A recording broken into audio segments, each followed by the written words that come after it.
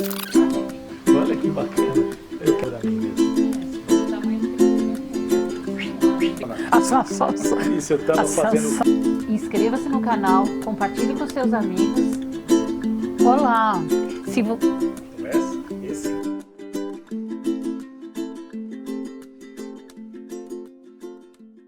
Olá pessoal, como a Ana disse, hoje nós vamos falar sobre a segunda barreira do processo de vendas. O cliente ainda não acredita, depois da credibilidade, o cliente ainda não acredita que precisa do seu produto ou serviço. Descobrir as necessidades do cliente é a grande oportunidade para a gente poder vender. E para isso é necessário que nós façamos uma sondagem com perguntas. Antes das perguntas, nós vamos entrar em outro assunto importante, os motivadores de compra.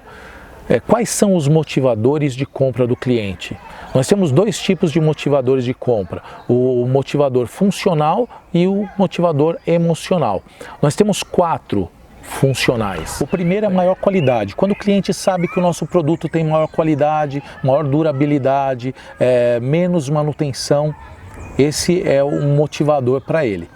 O segundo motivador é o motivador do esforço.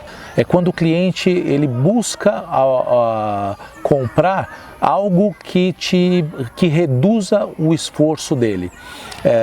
Se locomover menos, por exemplo, quando você faz uma compra pela internet, deve proporcionar uma certa facilidade para o cliente. Quando ele percebe essa facilidade, ele compra por esse motivador funcional, que é o motivador do esforço. O terceiro é o motivador do maior lucro. Ele compra quando ele percebe na compra algo que vai trazer lucro para ele. Por exemplo, você vai criar uma nova unidade de trabalho numa outra região. Por quê? Nessa nova unidade, você vai reduzir o frete que você tinha enviando daqui para daquela região que você precisa ter uma outra unidade. O quarto motivador é o motivador de menor custo. Quando você precisa emergencialmente de algum produto ou serviço, mas não precisa de qualidade. Você precisa resolver um problema. E esse problema resolvido já é o suficiente para que você tenha a motivação de comprar aquele produto ou serviço. Por exemplo, você comprar algo na 25 de março, na Santa Efigênia, você não está pensando em qualidade, você está pensando em resolver o seu problema naquele momento. Nós temos 4 também motivadores emocionais. O primeiro é o respeito. A pessoa que toma decisão para ser respeitado. Ele é extremamente técnico, procura máximo de informação, máximo de conhecimento sobre o produto ou serviço que ele está querendo comprar. Ele não quer ser enganado numa negociação. Você tem que fazer esse cara se sentir respeitado, mostrar para ele que ele conhece, tanto quanto você que é vendedor, ele conhece daquilo que ele quer comprar.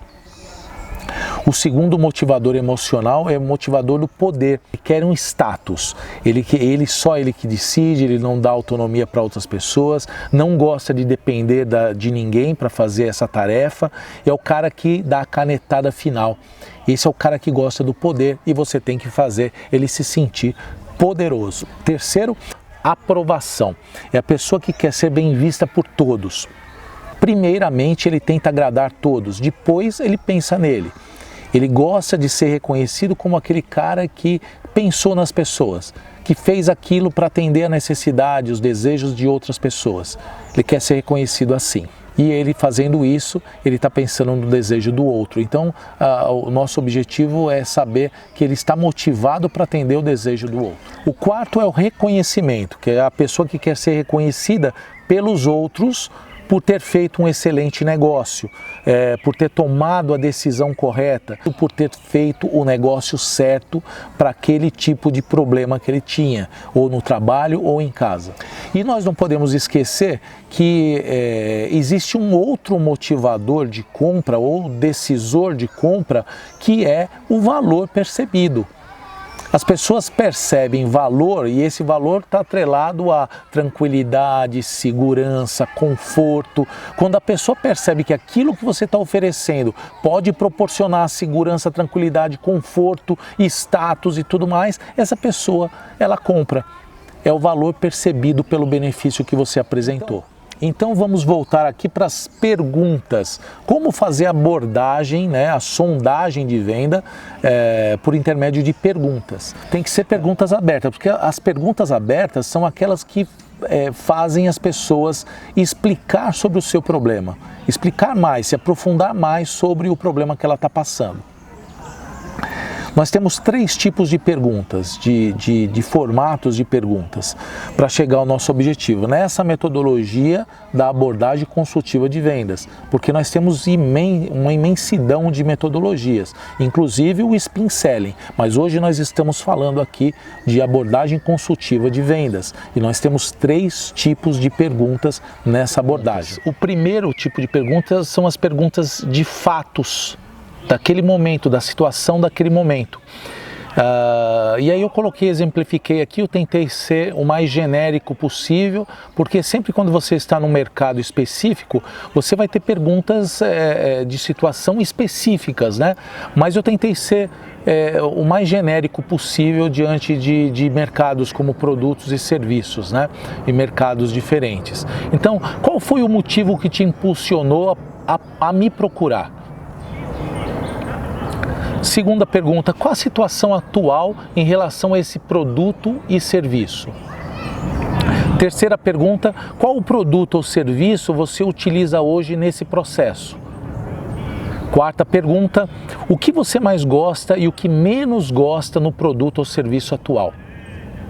E a quinta pergunta, o que você tem feito para solucionar o problema que tem hoje? É fundamental que você tenha a situação na sua mão ali para você definir qual é a melhor solução que você vai entregar para o seu cliente. O segundo tipo de pergunta, as perguntas de impressão. Então, as perguntas de impressão vai fazer com que a gente entenda no cliente qual é a percepção dele, qual é a impressão dele em relação à solução daquele problema. Primeira pergunta, como vocês gostariam de resolver essa situação? Qual produto ou serviço te atenderia hoje?